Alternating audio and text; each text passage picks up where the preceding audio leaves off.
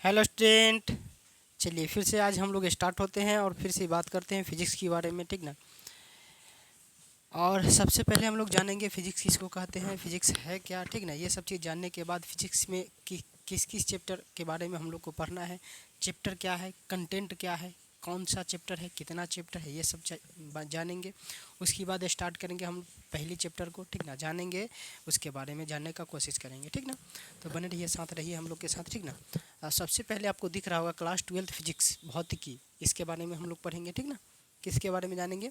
Class 12 का physics भौतिकी के बारे में जानेंगे। और सबसे पहला क्वेश्चन आपके माइंड में ये उठना चाहिए, क्या सर फिजिक्स इसको कहते हैं, क्या है फिजिक्स, ये चीज़, ठीक। सबसे पहले हम लोग क्या जानेंगे, सबसे हम लोग का पहला हेडिंग होगा वो क्या होगा, फिजिक्स किसको कहते हैं, फिजिक्स किसे कहते हैं, फिजिक्स किसे कहते हैं, किसे कहते हैं।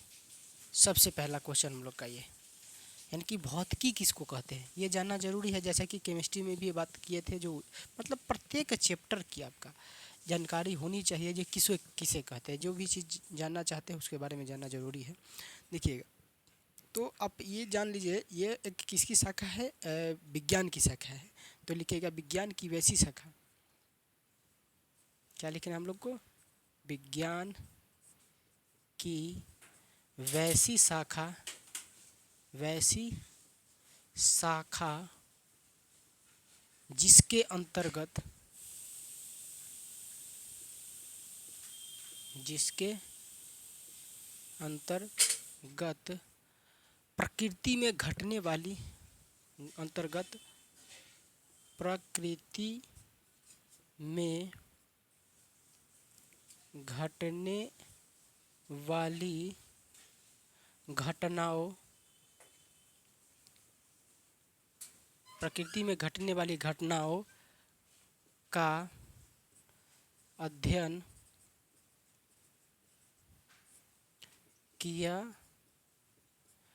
जाता है, उसे क्या कहते हैं हम लोग, फिजिक्स। उसे हम लोग क्या कहते हैं, फिजिक्स कहते हैं, फिजिक्स कहा जाता है, उसे क्या कहा जाता है, फिजिक्स कहा जाता है।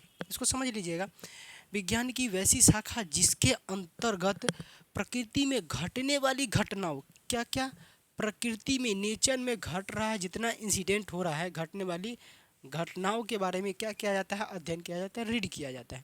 जितना भी घटना घट रहा है, जैसे कि आप सपोज ऐसे मान लो, कोई भी आपका एक्सीडेंटल घटना हुआ, सपोज क्या मान लेते हैं हम लोग, कोई भी एक्सीडेंटल घटना हुआ जिसमें आपको ये बताना हो कि अच्छा बताइए ये एक्सीडेंट जो हुआ था, जिसमें गाड़ी का जो गति क्या था, वेग क्या था इसका, ठीक ना, इसका वेलोसिटी क्या था, ये सब चीज़ बताने के लिए आपको फिजिक्स के पास आना पड़ेगा। और ये फिजिक्स ही बता सकता है, ठीक ना।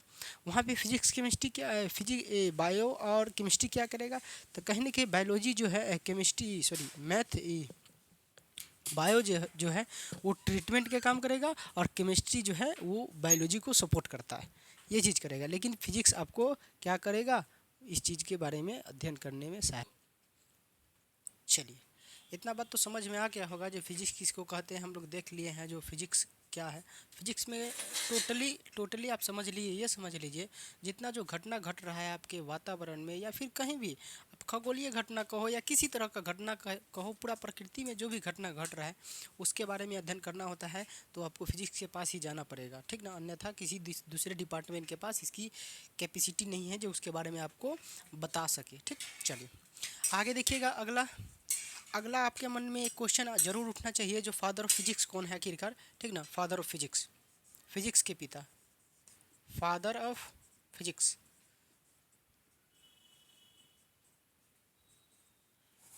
फिजिक्स के जनक कौन है, यानी कि भौतिकी के जनक, भौतिकी के जनक, भौतिकी के पिता कहिए या फिर आप जनक भी कहिए, एक ही बात है, ठीक ना। तो याद कीजिए, देखिए ध्यान दीजिए, आपको अगर विज्ञान के पिता याद हो तो आप फिजिक्स का भी पिता को बता सकते हैं, ठीक है ना। तो विज्ञान के पिता कौन है आपका, तो गैलीलियो गैलीली, ठीक ना, गैलीलियो गैलीली। और फिजिक्स का भी पिता वही है, गैलीलियो गैलीली ही है। चूँकि हुआ क्या था गैलीलियो गैलीली साहब क्या किए थे, फिजिक्स में आए थे और एक रिलेटिव थ्योरी दिए थे, जो कि 11th में आपको पढ़ना होता है, रिलेटिव थ्योरी, ठीक ना, रिलेटिव थ्योरी दिए थे।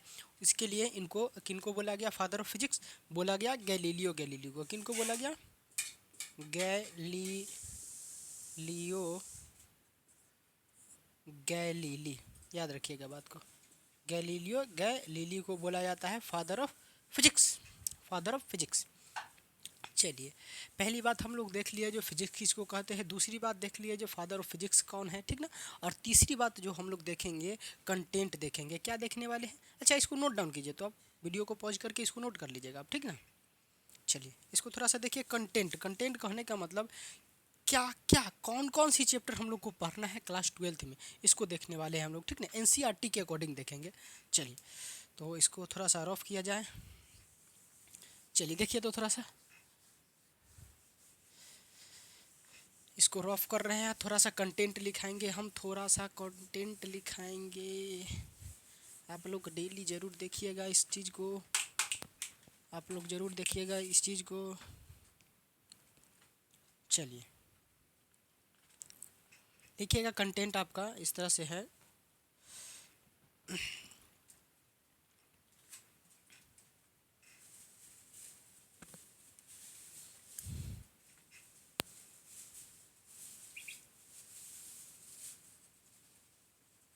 कंटेंट यानी कि हिंदी में विषय वस्तु कहते हैं, हिंदी में क्या कहते हैं हम लोग, विषय वस्तु। देखिए सबसे पहला चैप्टर जो आपको पढ़ना है, जिसका नाम कुछ इस तरह से है, क्या है जिसका नाम, विद्युत आवेश। क्या है, विद्युत आवेश तथा क्षेत्र। पहला चैप्टर का नाम है आपका विद्युत आवेश, विद्युत आवेश तथा क्षेत्र, तथा क्षेत्र जिसको फील्ड कहते हैं हम लोग, ठीक, पहला चैप्टर। दूसरा चैप्टर है आपका उसी तरह से विद्युत विभव एवं धारिता, विद्युत विभव, विद्युत विभव एवं धारिता, कैपेसिटर जिसको कहते हैं, दूसरा चैप्टर। तीसरा चैप्टर आपका एनसीईआरटी के अगर अकॉर्डिंग बात किया जाए, तीसरा चैप्टर की बात करते हैं थोड़ा सा एनसीईआरटी के अकॉर्डिंग, तो आपको दे दिया गया है इलेक्ट्रिक करंट, विद्युत धारा को बोला गया है। क्या बोला गया है, विद्युत धारा, विद्युत धारा, तीसरा चैप्टर। उसी हिसाब से चौथा चैप्टर की जो बात किया गया है, गतिमान आवेश और चुंबकत्व। क्या बोला गया है, गतिमान, गतिमान आवेश, गतिमान आवेश और चुंबकत्व, गतिमान आवेश और क्या, चुंबकत्व, चुंबकत्व, ठीक। उसी तरह से और पांचवा चैप्टर आपका दिया गया है चुंबकत्व एवं द्रव्य। क्या बोला गया है, चुंबकत्व एवं द्रव्य, एवं द्रव्य। देखिए इस द्रव्य को पदार्थ भी बोलते हैं, ठीक ना, क्या बोलते हैं हम लोग, पदार्थ भी बोलते हैं, इस द्रव्य को पदार्थ भी बोलते हैं, पदार्थ को ही द्रव्य बोला जाता है, ठीक। और 6 नंबर चैप्टर जो आपका इसमें मेंशन है, विद्युत चुंबकीय प्रेरण, जो कि 10th में भी पढ़ना है, ये चैप्टर भी, विद्युत धारा भी 10th में पढ़ना है, ठीक ना, विद्युत चुंबकीय प्रेरण। कौन सा चैप्टर है, विद्युत चुंबकीय प्रेरण, ये चैप्टर 6 नंबर में है। 7 नंबर में क्या दे दिया गया है, प्रत्यावर्ती धारा, प्रत्यावर्ती, प्रत्यावर्ती धारा, अल्टरनेटिव करंट जिसको कहते हैं, एसी जिसको शॉर्ट में हम लोग बोलते हैं, ठीक ना, एसी करंट, ठीक ना। और 8वां नंबर चैप्टर इसमें जो मेंशन किया गया है, विद्युत चुंबकीय तरंग। क्या है, विद्युत, विद्युत चुंबकीय तरंग, ये आपका 8वां नंबर में है। और इसी हिसाब से आगे का चैप्टर की बात कर लेते हैं। किरण ऑप्टिक्स में आ गया है, ये 8 चैप्टर हो गया। और 9 नंबर दिया गया है किरण प्रकाश की। किरण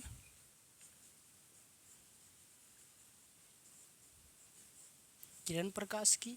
10 नंबर में क्या दे दिया गया है, तरंग प्रकाश की। 10 नंबर में तरंग प्रकाश की,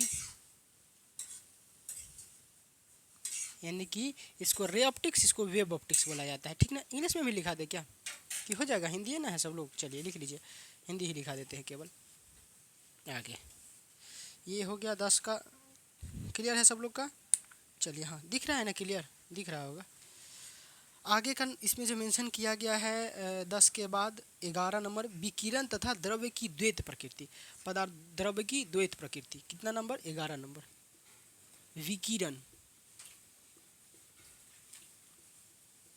तथा द्रव्य की द्वैत प्रकृति, तथा द्रव्य यानी कि पदार्थ की द्वैत प्रकृति। द्वैत प्रकृति या फिर द्वैत ऐसे लिख दीजिए आप, द्वैत प्रकृति, नेचर, ठीक ना। और 12 नंबर में इसमें मेंशन किया गया है परमाणु। परमाणु के बारे में पढ़ना है आपको। फिर 13 नंबर में नाभिक के बारे में पढ़ना है आपको।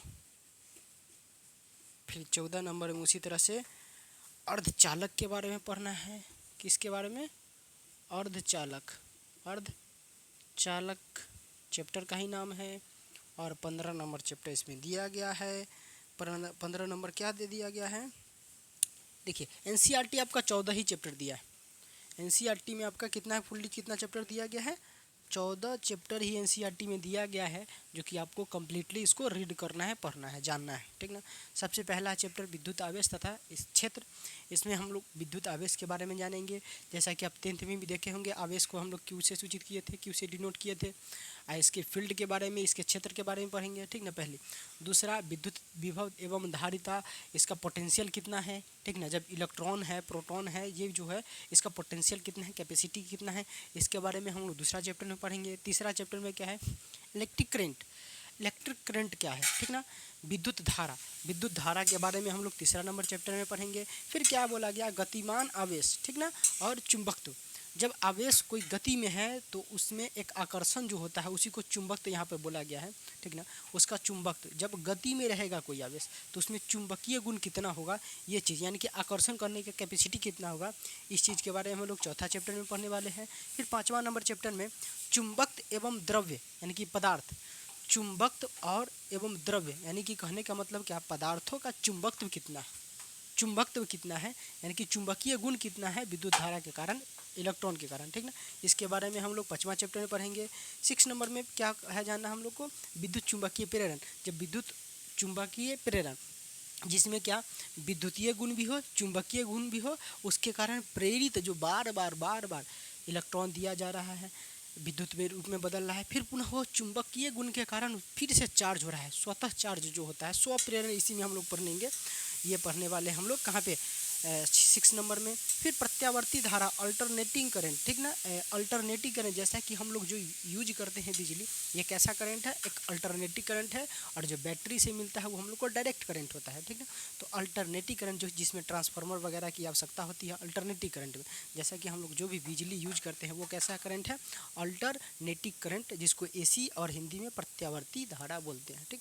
अगला क्या है, विद्युत चुंबकीय तरंग। विद्युत चुंबकीय तरंग, विद्युत चुंबकीय तरंग, ठीक ना, इसमें विद्युत हो, चुंबकीय हो और उसके कारण उत्पन्न तरंग के बारे में पढ़ेंगे, वेव के बारे में, जिसके माध्यम से आप बात कर रहे हैं या कोई भी मैसेज क्या करते हैं, सेंड करते हैं, ठीक ना, सब वेव के कारण होता है। किसके कारण होता है, वेव तरंग के कारण होता है, वो आपको दिखता नहीं है, सबसे पहली बात, ठीक ना। इसका बारे में हम लोग 8वां नंबर में पढ़ेंगे।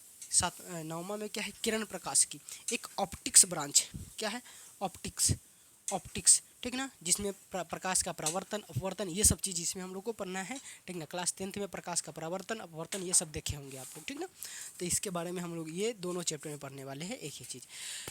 विकिरण तथा द्रव्य की द्वैत प्रकृति। यहाँ पे बोला गया है जो द्रव्य जो होता है ना, पदार्थ जो होता है ना, वो कण के रूप में भी होता है और वो वेव के रूप में भी होता है। वो कण पार्टिकल के रूप में होता है, यानी कि कण के रूप में भी होता है, और वो कैसा, तरंग के भी रूप में होता है। ये सोचने वाली बात कैसा है, बोला गया है, क्या बोला गया, इस चैप्टर के माध्यम से ये समझाने का कोशिश किया जा रहा है आपको, जो पदार्थ जो होता है ना, वो आपका एक कण के रूप में भी होता है, एक पार्टिकल के रूप में भी होता है। और दूसरा बात इसमें द्वैत प्रकृति, दो प्रकृति बोला जा रहा है, द्वैत प्रकृति। विकिरण यानी कि किरण तथा द्रव्य की, किरण प्रकाश की जो किरण आ रहा है ना, वो किरण तथा द्रव्य यानी कि पदार्थ की द्वैत प्रकृति, दोनों की दो दो नेचर होती है। कैसी कैसी, एक कण के रूप में और एक मिलेगा आपको वेव के रूप में, तरंग के रूप में। ये हम लोग इस चैप्टर में हम लोग इसमें जानेंगे, 11 नंबर में जानेंगे। 12 नंबर में किसकी बारे बात किया गया है, परमाणु के बारे में, एटम के बारे में, ठीक ना। किसी भी पदार्थ को जब छोटा किया जाता है तो उसकी छोटा न्यूनतम पार्ट को क्या बोला जाता है, उसकी न्यूनतम पार्ट को परमाणु बोला जाता है, ठीक ना। उसकी न्यूनतम पार्ट को क्या बोला जाता है, परमाणु बोला जाता है, जिसको हम लोग एटम भी बोलते हैं। क्या बोलते हैं, एटम, ठीक ना। इसके बारे में हम लोग 12 नंबर में पढ़ेंगे। 13 में क्या पढ़ने वाले हैं, तो